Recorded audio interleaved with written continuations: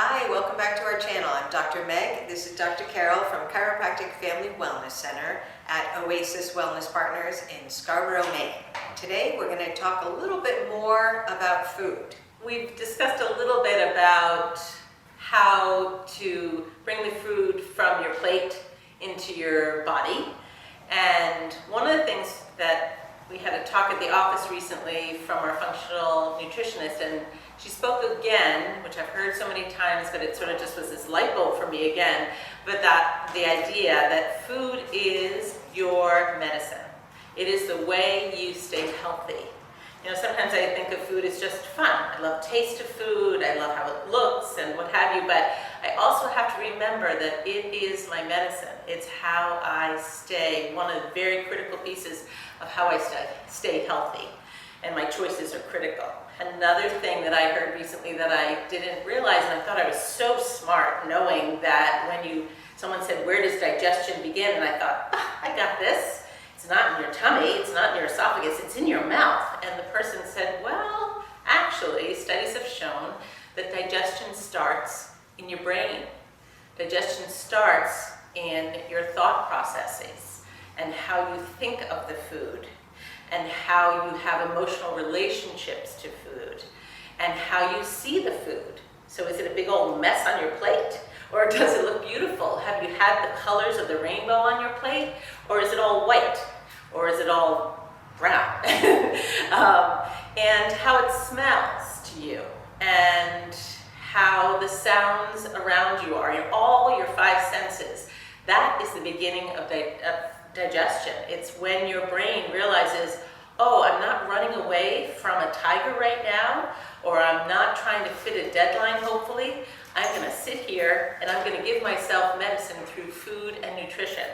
And so that's the beginning. And then you put it in your mouth and you do all those great things that Dr. Meg spoke about when we did our last YouTube video on digestion and meal eating during holiday season. Your mindset around food and eating is so critical. And if you're noticing that you have old habits from your family of origin and the way that you were brought into this world to look at food and it's not serving you anymore, and because you have evolved through either your nervous system being adjusted and you're more in tune with your body, or you've done some EFT work and you realize, wow, I am free of that idea of food. Tap into all of that and know that those are your tools in your handbag for then your prep of your meal.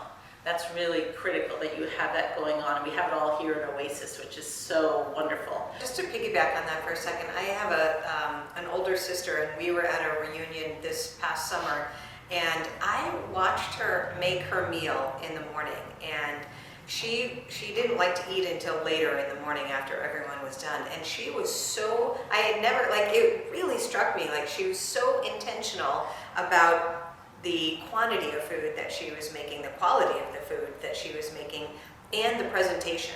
She would create these plates and she's an artist and she loves to paint, she loves to create, but her plates of food to me were a work of art. They were beautiful, and it was so striking to me. It's like, what a nice way to eat.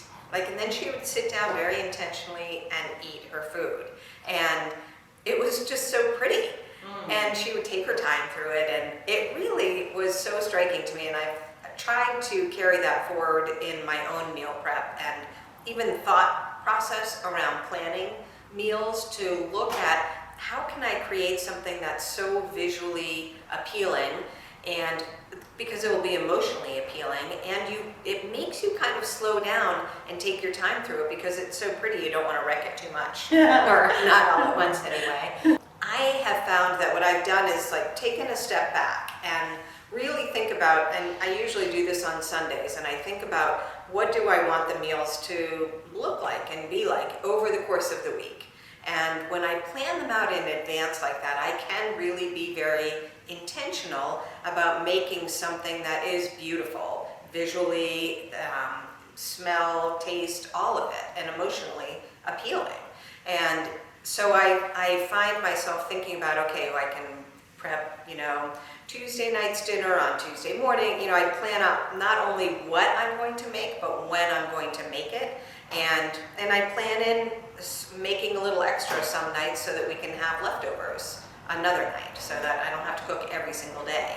And I find that really helpful if I really be intentional about planning the week in advance. And then I know when I go to the grocery store what foods I need to get in order to fulfill the menu that I've created. So being very intentional is critical. And that way when you go to the store, you can think about, okay, what whole foods am I going to incorporate this week?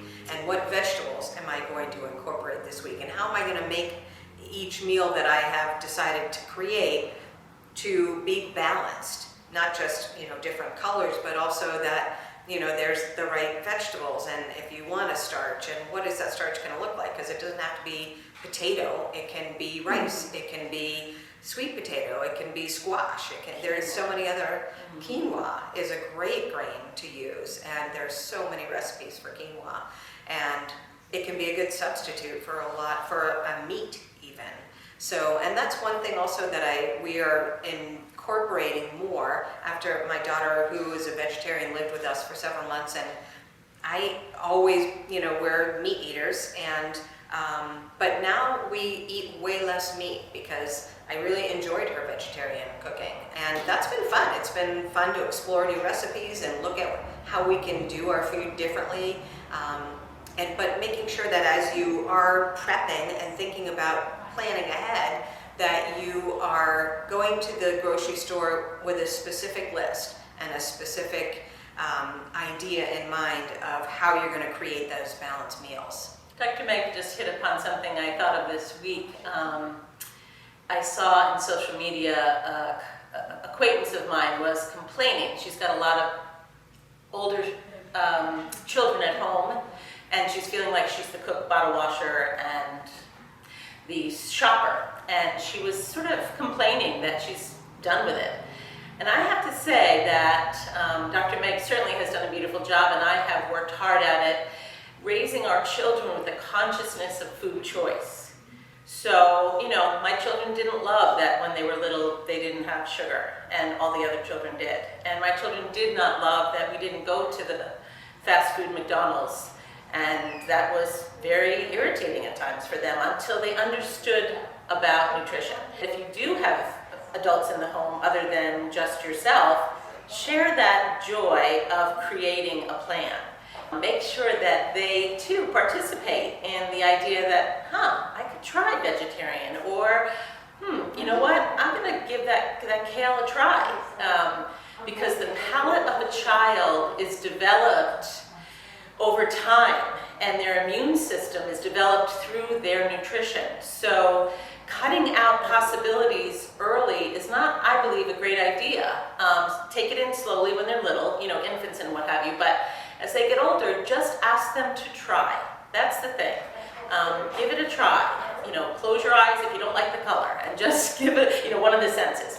But as Dr. Meg said, I think just involving our families in this journey as well, so that, number one, you as maybe you think you're the cook, doesn't feel burdened, and also their participation will allow them to have a better investment in their nutrition and the choices that they make too. So, and my husband and I are almost empty nesters, and it's kind of like we're on a cooking show lately. It's kind of crazy. And at first I was like, oh God, but now I'm having a blast doing it with him. He loves it, he gets into it, he's into the colors and all of it, and it's fun. So at each stage of your life, look at how you can incorporate it and learn from each other, learn from your children. It's a great, great journey. Thank you so much for coming to our YouTube channel. We will have more, and we look forward to you listening. If you have any questions, give us a call at 883-5549 right here in Scarborough, and happy journey with your nutrition and your food.